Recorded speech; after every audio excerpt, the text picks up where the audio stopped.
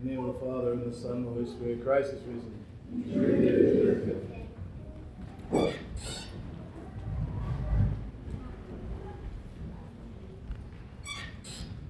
For what reason is this man blind?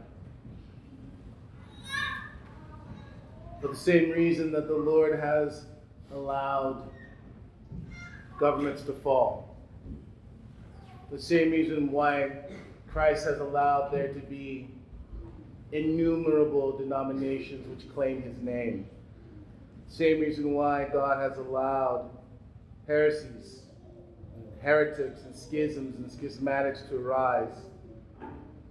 The same reason why God allows evil to run the world now. This is the reason why the man was born blind, and this is the reason why there are such hard things in the world right now. So that God, in his goodness and the truth, could be manifest. This is the reason why. Because ultimately, all these things that I've named, fallen governments, heresies, denominations, schisms, wars, they're the fruit of our blindness. Because we don't see Christ. We don't see the true Christ. We have a multitude of things that we say are Christ. We have technology. We have morality. We have these things, and we don't need the true Christ. We have our own Christ. We have Antichrist. We have something in the place of Christ. And in the ancient day, it is the same today. Christ, he took clay from the ground, and he spit in the ground, and he made clay. He formed eyeballs for the man. Now, we who are all but cyborgs, we who are all but infused with machine now, this transhumanist idea that the weakness of humanity, that we can overcome it, that we can be bigger, better, faster, have more. The blind are the ones who think that they can become bigger, better, faster, and have more. It is only those who acknowledge that they are clay in the hands of God that truly see. Only those who acknowledge the weakness and the humbleness of what it means to be made man, these are the ones who truly see now. These are the ones who are no longer blind.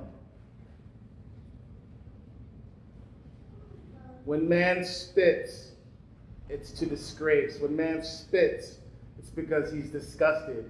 When man spits, it's to offend someone else. But when Christ spits, it brings life, it brings healing, it brings sight. Christ is not like us, the worldly. Christ is not like us, the self-sufficient.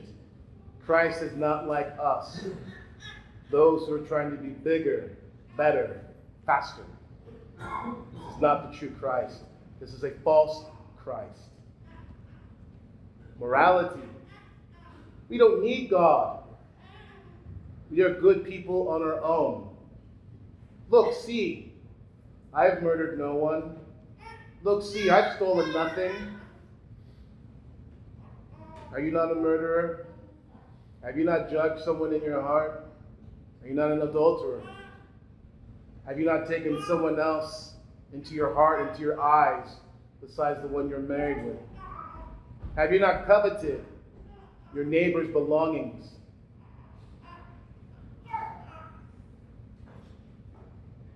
When we think that even the natural process of being parents, surely having children makes me a good person, because I love my children. I'd do anything for them. Really? Do you see how quickly this man and woman sold out their son?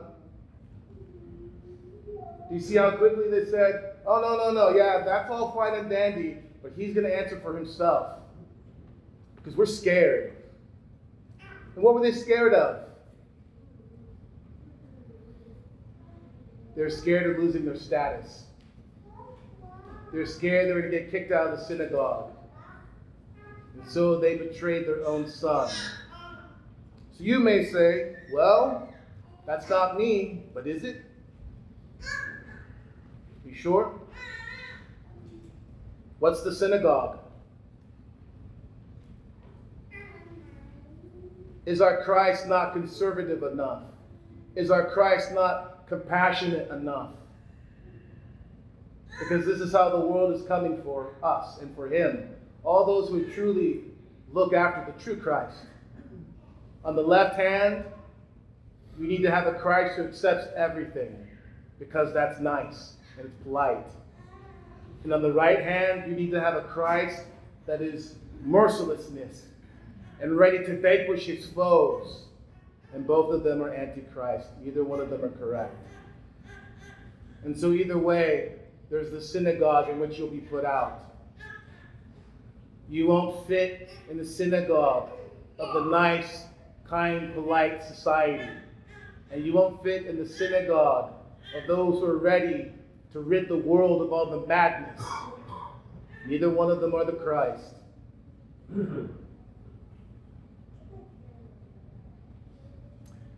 The man who was born blind,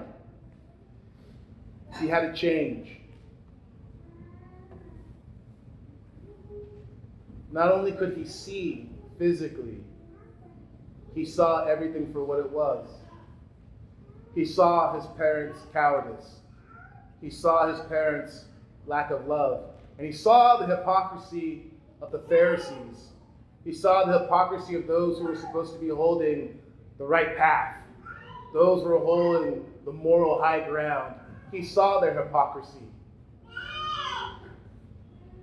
So what was left to him? Worship. This is all he had left, and it's all he wanted, and it's all he needed.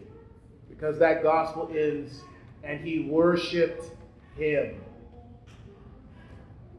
So those who worship are those who have their eyes to see the true Christ.